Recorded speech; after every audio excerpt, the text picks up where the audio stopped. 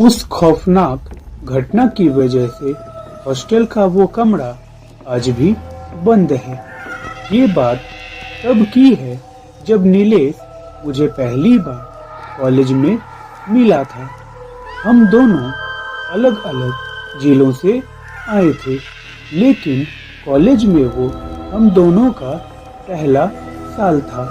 मैं और नीलेश एक ही क्लास में थे और धीरे धीरे मैं और नीलेश बहुत अच्छे दोस्त बन गए थे। तब तक हमारी दोस्ती भी बहुत गहरी हो गई थी, जिस कारण हम दोनों ही अपनी सारी बातें एक दूसरे से शेयर करते थे। सब कुछ बस ठीक ही चल रहा था, पर ऐसे ही एक दिन जब उसने मुझे पहली बार अपने डर के बारे में बताया, जिसे सुनकर मेरे तो रोंगटे खड़े हो गए, क्योंकि जहां तक मुझे पता था कि नीलेश बहुत ही निडर लड़का था और उसे किसी भी बात से डर भी नहीं लगता था। नीलेश अपने कॉलेज के ही हॉस्टल में रहता था और मैं अपने रिश्तेदारों के साथ, वो भी उनके घर पे। उस दिन नीलेश बहुत डरा हुआ और सहमा हुआ था, पर मैंने उससे कहा कि जो भी बात है मुझे बताओ, मैं तुम्हारा दोस्त हूँ। तब नीलेश ने हकलाते हुए मुझसे कहा कि भाई, रात में जब मैं 1 बजे टॉयलेट जाने के लिए उठा तो मैंने देखा कि एक काला साया मुझे देख रहा है, जो मेरे रूममेट के बिस्तर के आगे खड़ा था। तब मैं उस काले साये को अंधेरे में देखने की कोशिश करने लगा, पर जब मैंने अपने मोबाइल की टॉर्च को जलाया तब तक वो गायब हो गया। तब मैंने ये सोचा कि शायद ये मेरे दिमाग का भ्रम होगा और मैं सो गया। लेकिन फिर जब मैं अगली सुबह उठा तो हर रोज की तरह कॉलेज जाने के लिए तैयार हो रहा था। तब मैंने देखा कि मेरी किताबों पर कुछ काले धब्बे आ गए थे, लेकिन मुझे कॉलेज के लिए देर हो रही थी, इसलिए मैंने इस बात पर ज्यादा ध्यान नहीं दिया और कॉलेज के लिए निकल गया। पर इन सभी बातों की वजह से उस दिन मैं पढ़ाई पर भी ध्यान नहीं दे पाया।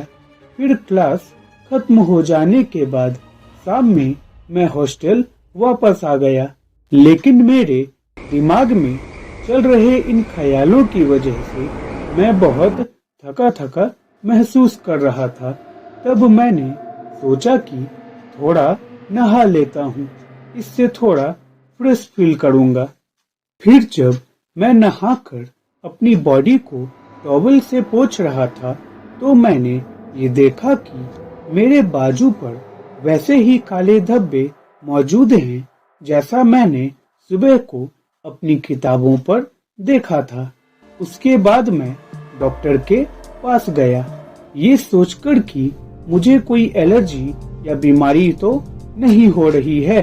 डॉक्टर ने जब मेरे हाथों के काले धब्बों को देखा तो ये कहा कि इसमें परेशानी वाली कोई बात नहीं है और ये मौसम और पानी के बदलने की वजह से हो रहा है, पर धीरे धीरे खुद ही ये सब ठीक हो जाएगा। डॉक्टर की बात सुनकर मैं रिलैक्स हो गया और फिर वापस अपने हॉस्टल आ गया। उसके बाद मैं हर रोज की तरह डायरी लिख रहा था, क्योंकि मुझे अपनी हर बात को डायरी में लिखने की आदत थी।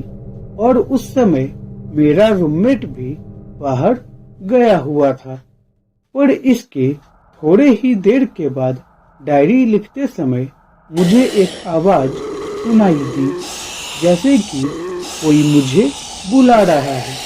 फिर 2-3 बार आवाज आने पर मैंने अपने रूम का दरवाजा खोला, पर जब मैंने देखा कि बाहर हर किसी का दरवाजा बंद है और गलियारे में भी कोई नहीं है तो मुझे थोड़ा डर लगने लगा, क्योंकि वहाँ इतनी शांति थी कि मानो उस फ्लोर पर कोई हो ही नहीं। फिर मैंने दरवाजे को बंद कर लिया और अपने बिस्तर पर सोने चला गया।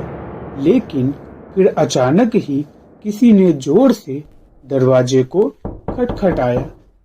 फिर मैंने डरते हुए दरवाजे को खोल दिया और देखा कि मेरा रूममेट बाहर खड़ा है। उसे देखकर मुझे अच्छा लग रहा था और तब मेरी जान में जान आई। फिर मैंने दरवाजा बंद कर लिया और हम दोनों अपने अपने बिस्तर पर सोने चले गए। मैंने रात में ही ये सोचा कि तुम्हें ये सारी बातें बता दूं और फिर मैं सो गया। सुबह जब मैं उठा तो मुझे बहुत तेज बुखार लगा था। फिर मैंने बुखार की टैबलेट ली और कॉलेज चला आया और अभी तुम्हारे सामने आकर ये सारी बात बता रहा हूँ। तब मैंने ये कहा कि भाई तू वो हॉस्टल खाली कर दे, तो उसने कहा कि हॉस्टल तो मैं भी खाली करना चाहता हूँ, पर मैंने अब पूरी फीस हॉस्टल को दे दी है और अब मेरे पास पैसे भी नहीं हैं, इसलिए कम से कम 2 हफ्ते मुझे उस हॉस्टल में ही गुजारने पड़ेंगे। तब मैंने कहा कि भाई नीलेश, मैं तुम्हारी मदद कैसे करूं? तो नीलेश ने मुझसे कहा कि भाई 2 हफ्ते तक तुम मेरे साथ हॉस्टल में ही क्यों नहीं रुक जाते? तब मैंने कहा कि भाई मुझे माफ कर दे और मैं तो तुझे ये बताना भूल ही गया कि आज मैं कुछ जरूरी काम से अपने गांव वापस जा रहा हूँ। पर भाई तुम चिंता मत करो, मैं बस 1 हफ्ते में वापस आ जाऊंगा। फिर मैं तुम्हारे साथ तुम्हारे हॉस्टल में ही रहूंगा। इसके बाद मैं नीलेश को छोड़कर अपने गांव चला गया। लेकिन मेरे गांव जाने के बाद नीलेश के साथ कुछ ऐसा हो गया जिसके लिए मैं आज भी पछता रहा हूँ। और जब कभी मैं उस बात को याद करता हूँ तो मुझे खुद पर शर्म आती है और ये सोचता हूँ कि अगर उस दिन मैं नीलेश को अकेला छोड़कर न गया होता तो शायद वो आज मेरे साथ होता। खैर, अब मैं आपको आगे की घटना अगले पार्ट में बताऊंगा। तो दोस्तों, आपको क्या लगता है नीलेश के साथ क्या हुआ होगा?